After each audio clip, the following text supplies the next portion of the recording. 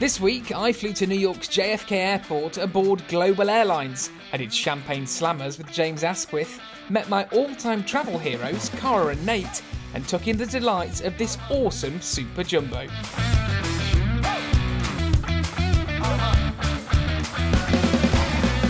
Well, good morning from Manchester Airport's Terminal 1, and today is a really special day. I'm joining Global Airlines for their second ever commercial flight with passengers aboard from Manchester Airport to New York's JFK. I'm really looking forward to it. I'm going to take you on the journey from start to finish. I'm going to show you the seat, the cabin, the service, the product offering, and everything in between. So without further ado, let's get this journey down to JFK started with Global Airlines. Global were operating from Terminal 1 here at Manchester Airport, and it felt surreal spotting the flight on the board right as you entered the terminal doors.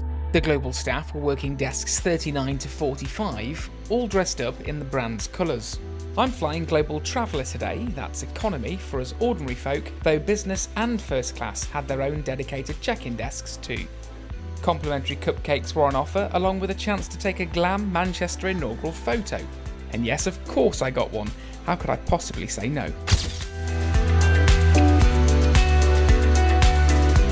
And with that, it was time to make my way to the lounge. Now, security was really efficient at T1 today. I was through in just 2 to 3 minutes with no extra bag checks, which made a nice change.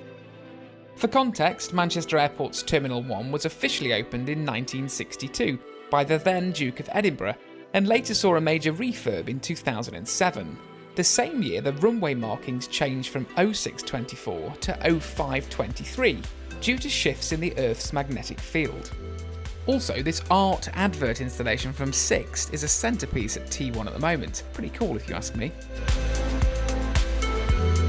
So, I'm currently sat in the Aspire Lounge in Manchester Airport's Terminal 1, very kindly at the invitation of Global Airlines, so very kind of them to provide lounge access. Just chilling out here, I'm going to show you around the lounge if I can. I'm very tight on time today because we're going to be boarding in about 40 minutes, and I believe we're on a remote stand because of the size of the A380 and they're going to bus us over to the Global Airlines aircraft. That's what I am made to believe. However, talk about the ground experience, really smooth. I was checked in under 2 minutes, a couple of checks on the ESTA with everybody today, no dreaded 4S's for me today, so I've escaped that extra check at the gate, which can be a little bit stressful and annoying sometimes, and we're due to depart on time. Now, the aircraft has landed, it's flown in from Glasgow, it's touched down. It was actually touching down whilst I was chatting to Richard Stevenson, the COO of Global Airlines at check-in. I was talking to him and it touched down safely and soundly here at Manchester, so it's parked over on a remote stand from where we are now,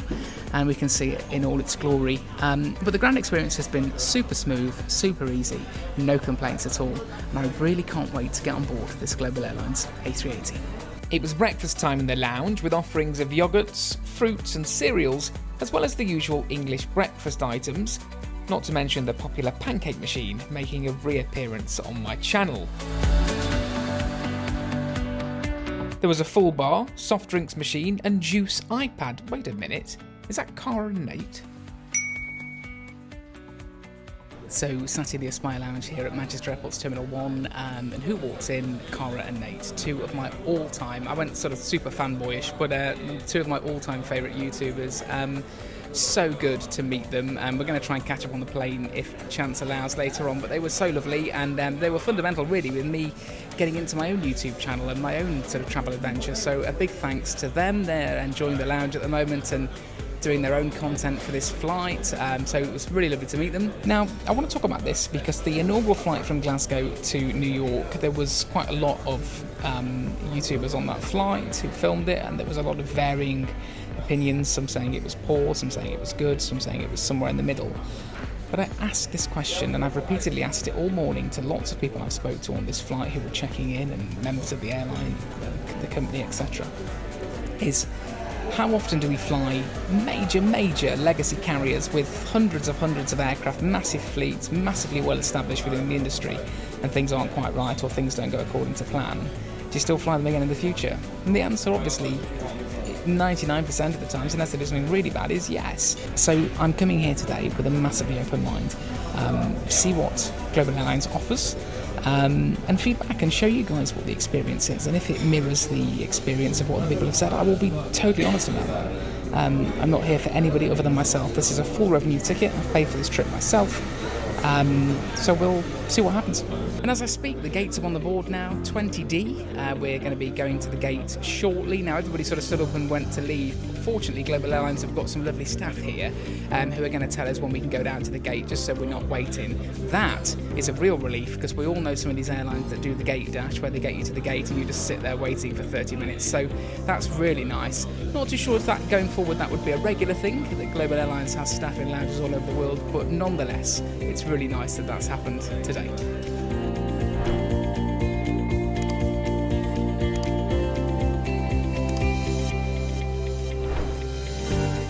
Global Airlines were boarding from gate 20D, which is a remote gate that allows you to be bussed to an aircraft. Now, it is a bit strange though, as it's hidden behind this little door and then goes underground from the main level.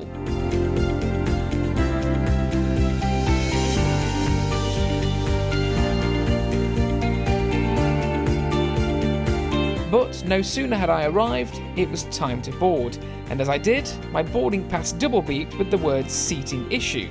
Yep, I'd been upgraded to business class.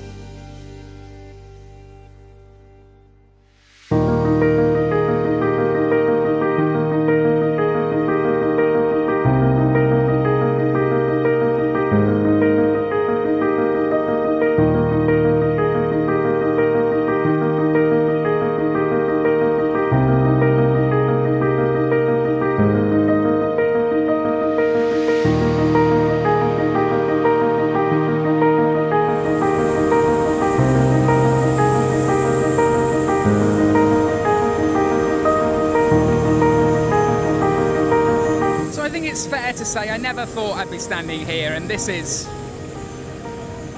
the Global Airlines A380, and I'm about to board. I've had a bit of good luck. I've been upgraded to business class, which was really, really nice of them. So no longer in economy. I'm going to show you Global's business class product, but also I will, if I get time, show you their first and economy products on this A380. But really, really excited. This is a momentous day for British aviation. It really is, and it's an exciting time. So let's get on board and show you around.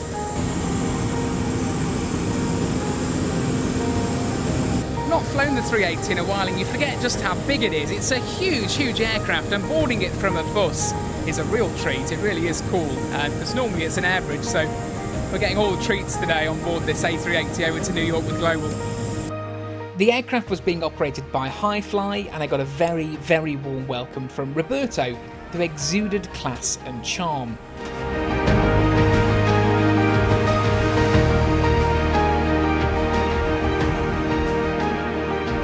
I walked through the first class suites to head upstairs to business class, and there was a real buzz. Everyone was so excited.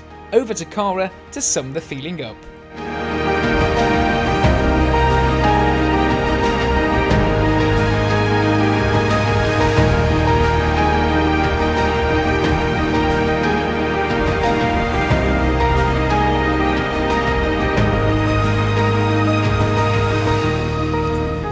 There's always something quite nice going upstairs on a plane, I must admit.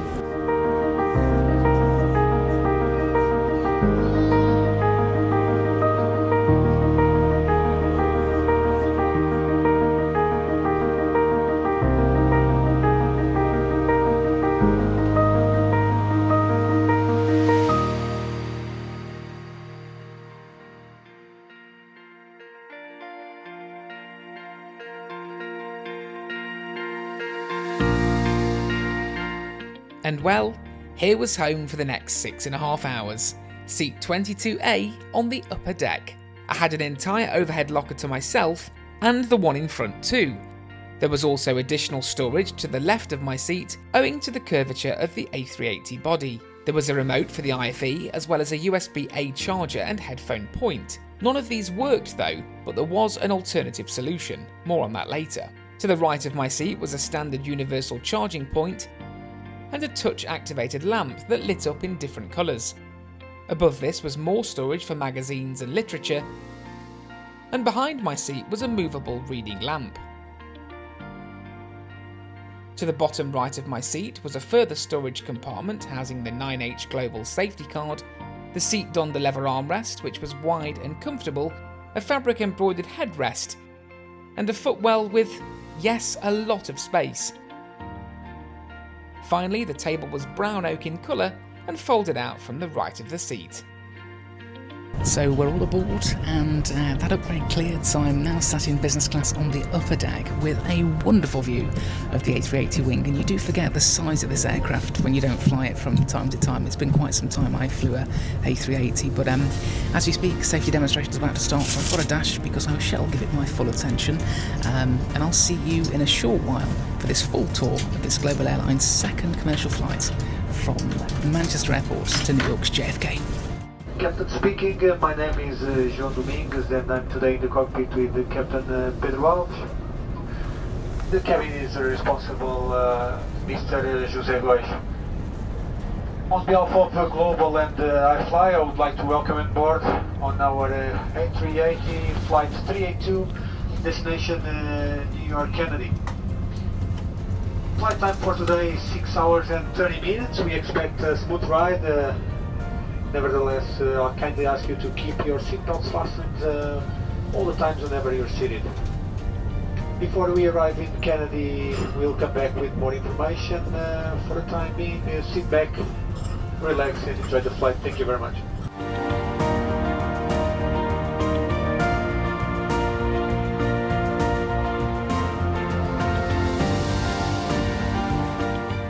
Now, there's no sponsor this week for this video, but in the interests of ongoing collaborations with the aviation community, filming my takeoff roll from the outside at Manchester Airport was the awesome Patrick from Plane Spotting Berlin and Matt from HD Melbourne Aviation. A big shout out to this fantastic duo, and do be sure to check out their channels as they produce some awesome aviation content. Cabin crew, take your seats for departure. Oh, and whoever you are, little guy, I hope you managed to see the takeoff.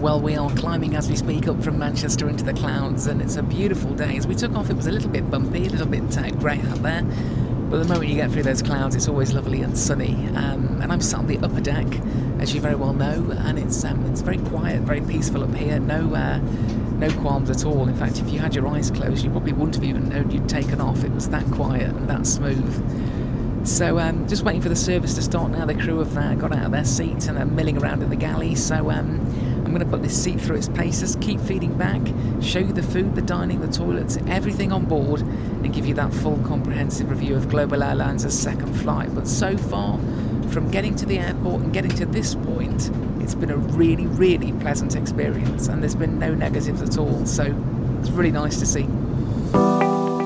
Now, obviously the entire aircraft hasn't been overhauled, but the flooring has been reupholstered throughout in this awesome red carpet.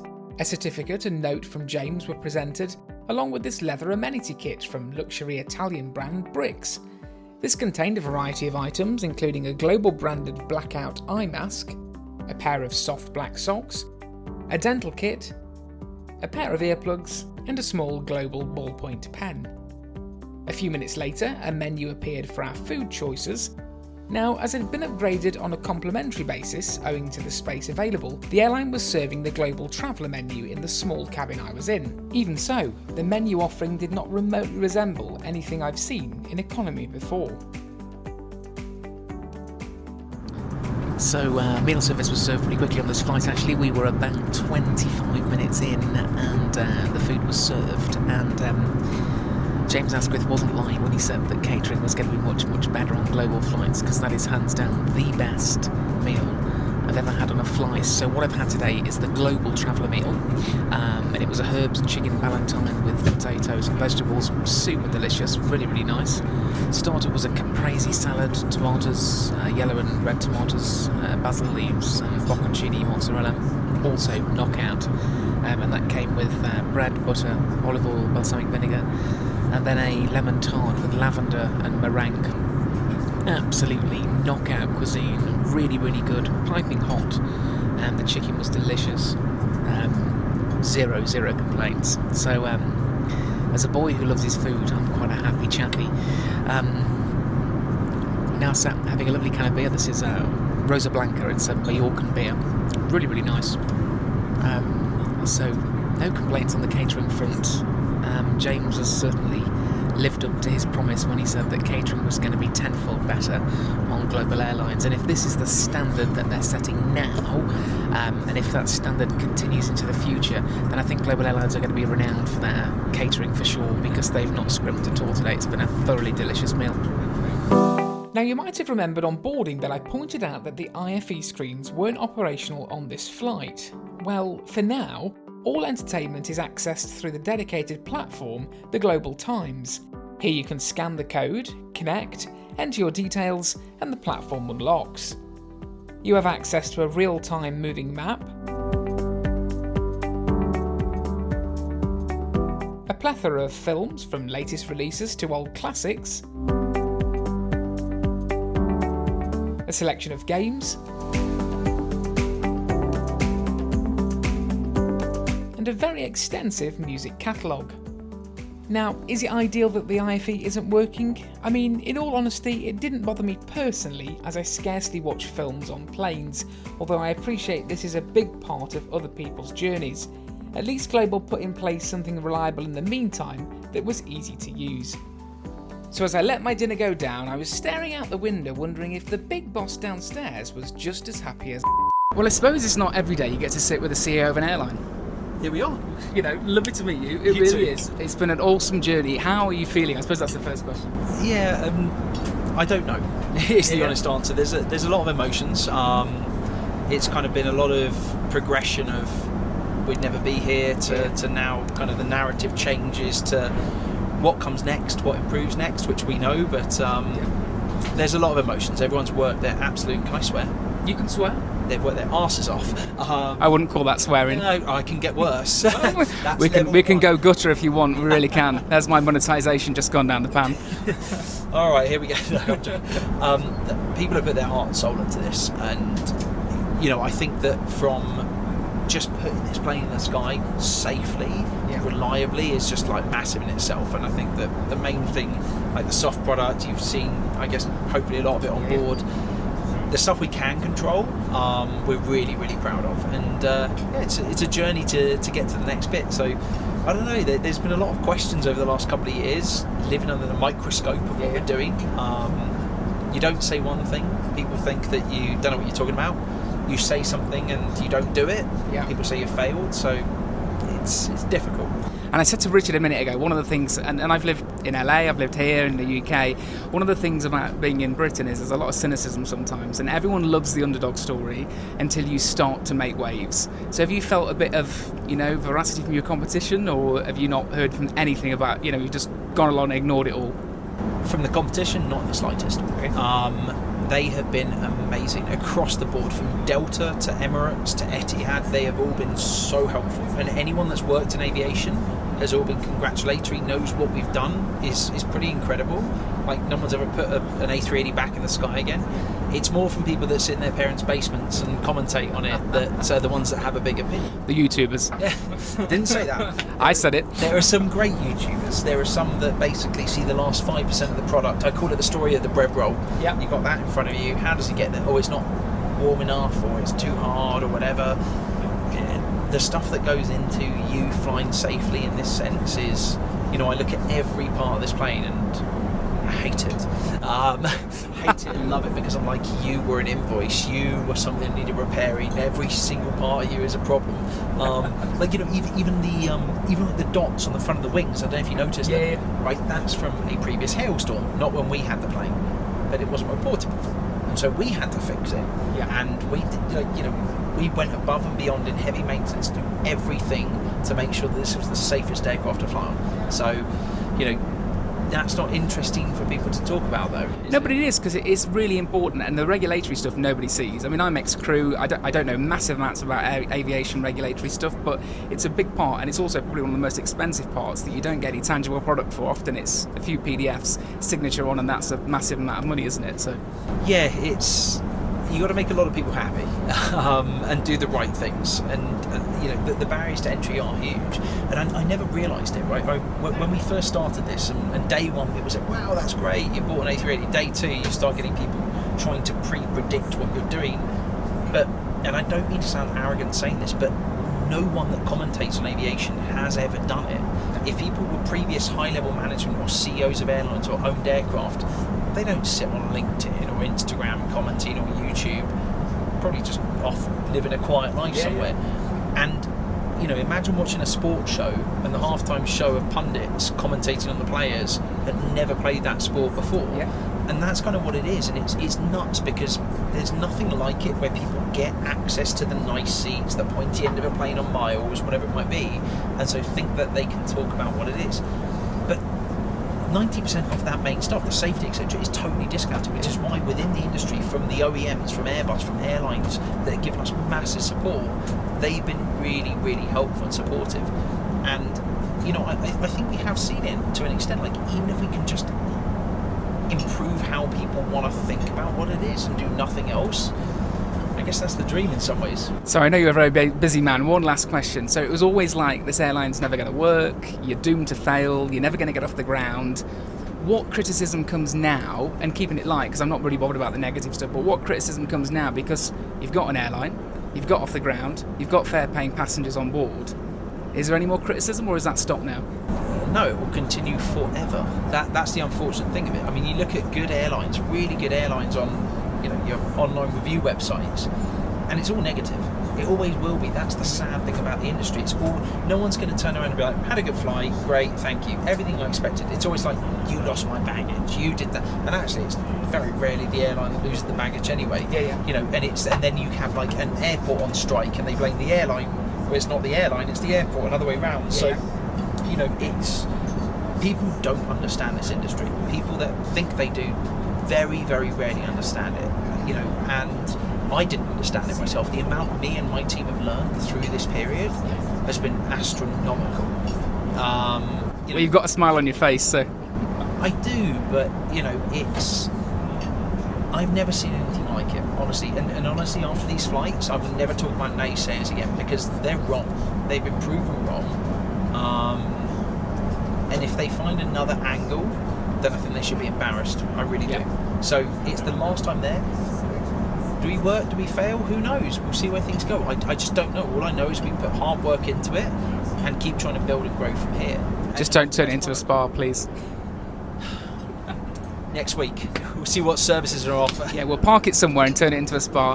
James, genuinely, I really appreciate it. Thank you. Nice. Well, that's a good one. Good. Now that gets the That was microphone good. going. Thank you so much. No, thank you. You need to teach me how to champagne slam as well at some stage, because Roberto.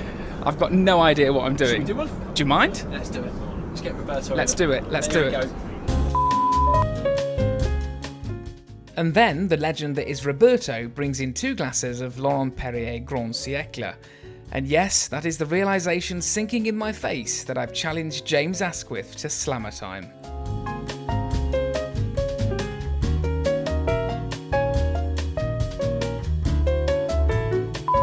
Right, to drink that all in one. That's a big champagne. It's an Asquith rule, apparently. You ready for a slammer? Go on then. Do we tap the camera or? Oh, you can tap the camera. Go on. There we go. Super. And then it goes all in one. Slammer time, mate. Oh, Cheers. it's the first time I've ever done this. Points for effort? Bloody well. No, not points for effort. Yes. I'll take that. Sorry. Right, this man is a very busy man. He needs to get back to work. So thanks, James. Really appreciate it, yeah. man.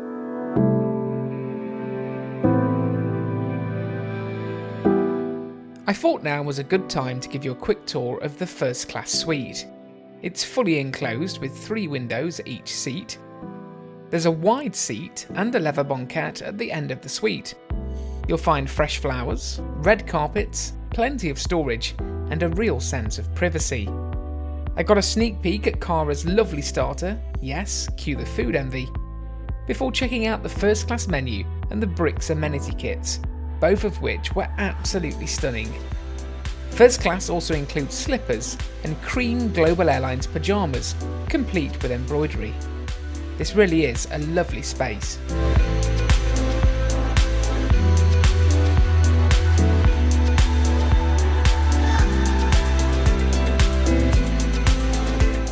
Recovering from slammer time, I thought, in for a penny, in for a pound, and stopped off at the Global Airlines SkyPub, which is located at the top of the stairs.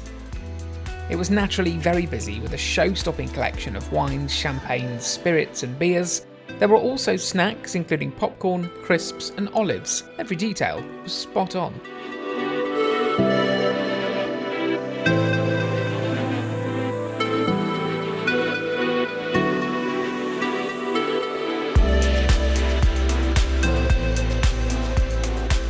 So about 3 hours into the flight now, and I've got to say, the passion from these guys. Bear with me a second, we have goodies. The cabin crew then came around with top-up amenities from Murdoch. These were a black tea cologne and a black tea body wash. They smelt amazing. They then offered a complimentary snack service with everything from candy kitten sweets to olives, nuts and crisps. I then bumped into Daniel Ross from Upgraded Points, and let's just say we put the world to rights on a few of our recent flights we'd taken. Dan was also writing an article on the Global Airlines flight, and you can find a link to this in the description below.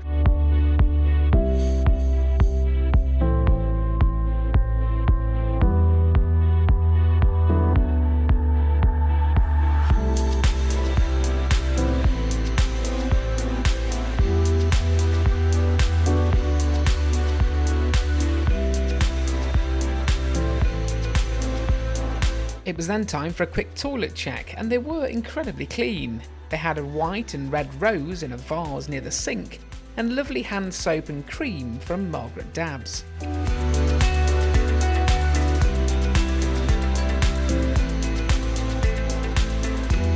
It was then time for the second meal service. A hot towel was served before being represented with the menu. I must admit I was gobsmacked at the size of the meal. It was the same size as the first meal we'd had only 5 hours ago. On the tray were an array of sandwiches including salmon and cucumber with a lemon cream cheese, coronation chicken, egg mayonnaise and beef with horseradish. There was a fruit scone and Tiptree jam with whipped clotted cream, and a slice of my favourite cake of all time, Battenberg. Marzipan haters, turn away. I opted for an orange juice and a cup of hot Assam tea. Now, the afternoon tea was absolutely delicious. Honestly, Global have certainly got the catering right on their flights. Now, is it jam first or cream first? I'd say the Cornish way makes most sense, but I'm not here to divide opinions.